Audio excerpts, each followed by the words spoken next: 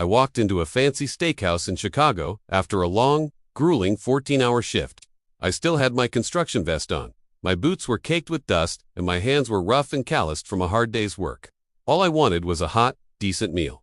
But the moment I sat down, the waiter glanced at me and smirked. "Sir," he said, his voice dripping with disdain, "this place is expensive. You might be more comfortable somewhere. Cheaper." He didn't even try to hide his judgment. People at nearby tables turned to stare, their whispers like little daggers. A hot flush of anger rose in my chest, but I kept my voice calm. "I can pay," I told him, looking him straight in the eye. He just scoffed. "Look, man, we don't need any trouble here. Why don't you just try the diner across the street?" Before I could even protest, he snatched the menu right out of my hand. A couple at the next table wasn't even trying to be quiet. "Some people just don't belong here," one of them said loudly. My jaw clenched so tight it hurt. I decided it wasn't worth arguing. I stood up to leave, feeling the weight of every judgmental stare. But as I turned, I noticed something. A family sitting a few tables away looked embarrassed, but not at me.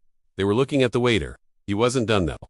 "You construction types always make a mess," he announced to the room. "I'm not cleaning up after you." Gasps rippled through the restaurant. That's when the phones came out. I saw a little red light blink on someone was recording. Finally, I spoke up. "Is this really how you treat your customers?" He just smirked again. "Customers? Bro, you couldn't even afford a glass of water in here."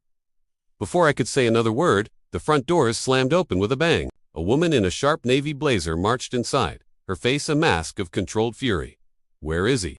she demanded, her voice cutting through the silence. The waiter, thinking she was on his side, grinned. "Ma'am, don't worry. I told him to leave." She looked at him as if he'd just spat in her face.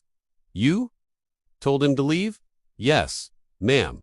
I handled it." She took a step closer, her eyes blazing. "That man," she said, pointing directly at me, "is Ethan Halle, the majority owner of this entire restaurant chain." The entire room went dead silent. You could have heard a pin drop. Her voice sharpened like a knife.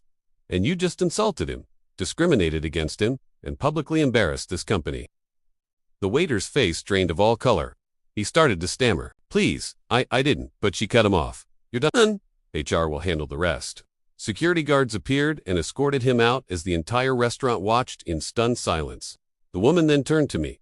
"Ethan, I am so sorry. Dinner is on the house. Whatever you want." I just smiled. It's funny how fast people change their tune once they learn who's really signing their paycheck, but that's not even the craziest part of the story. Want to know what happened next? The full, extended version has an ending you won't see coming. Click the link to watch the complete story on my channel right now. You won't regret it.